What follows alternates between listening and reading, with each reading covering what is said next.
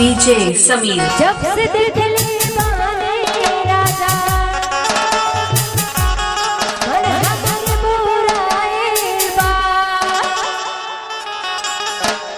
ओहो दिन से ना खाना पानी।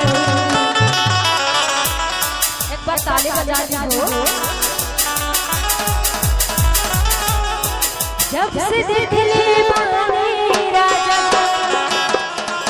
मन हमर बुराए बा ओहो दिन से ना खाना पानी ना पीला पानी हो। ताली बजाना ठीक है। जब से दिल बाने राजा मन हमर बुराए बा ओहो दिन से ना खाना पानी ना पीला पानी हो। जब से दिल बाने राजा मन